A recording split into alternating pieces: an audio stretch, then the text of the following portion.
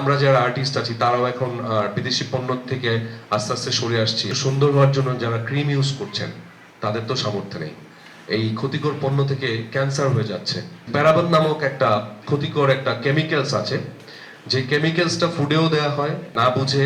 অনেক সময় কিন্তু আমরা বিভিন্ন ভেজাল পণ্যের সম্মুখীন হয়ে যাচ্ছি।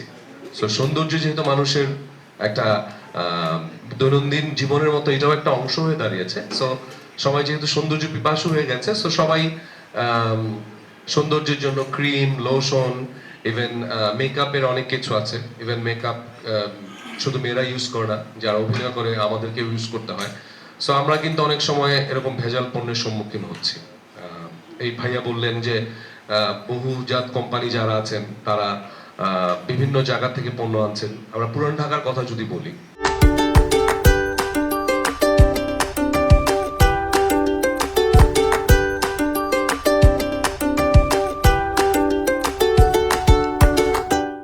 যে সেখানে আটা ময়দা রং মাখিয়ে ক্রিম দিয়ে দেওয়া হচ্ছে। সো যেই মানুষটির আসলে চিকিৎসা করার সামর্থ্য আছে উনি তো ব্যাংকক চলে যাচ্ছেন, উনি তো আমেরিকায় চলে যাচ্ছেন। কিন্তু যাদের আসলে একটু সুন্দর হওয়ার জন্য যারা ক্রিম ইউজ করছেন তাদের তো সামর্থ্য নেই। এই ক্ষতিকর পণ্য থেকে ক্যান্সার হয়ে যাচ্ছে, এবং সেই ক্যান্সার সারানোর মতো খাওয়ারই যার টাকা নেই সে কিভাবে ক্যান্সার সারাবে। সো এগুলো নিয়ে কিন্তু এখন আমাদের সচেতন হওয়া উচিত।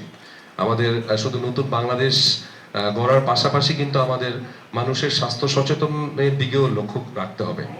সো আমরা রিমার্ক হারল্যান্ড, আমরা কিন্তু এই মানুষের এই স্বাস্থ্য বিষয়ক উন্নতির জন্য কিন্তু আমরা রিমার্ক হারল্যান্ড কাজ করে যাচ্ছি প্রতিনিয়ত, প্রতি সেকেন্ডে।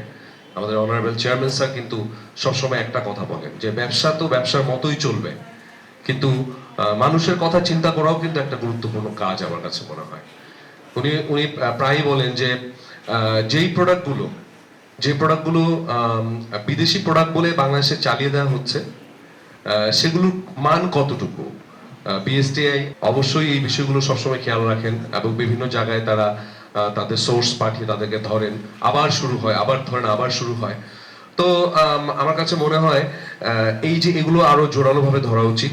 এবং আমরা রিমার্ক হারল্যান্ড আমাদের যে পণ্যগুলো আমরা মাঝে মাঝে বিদেশে কিনতে যাই, প্লেন ফেয়ার খরচ করে ঘুরতে যে আমরা যখন বিদেশি পণ্যগুলো কিনে আনি, তো রিমার্ক হারল্যান্ড ঠিক একইভাবে কিন্তু বিদেশি কাঁচামাল, সবচেয়ে উন্নত মানের কাঁচামাল এনে সেগুলো প্রসেস করে সেগুলো দিয়েই কিন্তু আমাদের রিমার্ক হারল্যান্ডের প্রোডাক্টগুলো তৈরি হয়।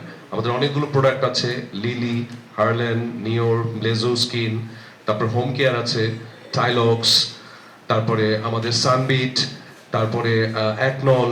সো আমাদের সব কিছু আছে।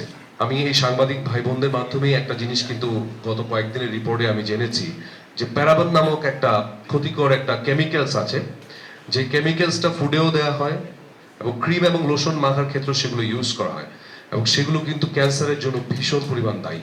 এরকম অনেকে ঘটেছে, দেশে বিদেশে বিভিন্ন জায়গায় এরকম ক্যান্সার হয়েছে। সো আমাদের দেশের অনেক পণ্যে প্যারাবেন আছে।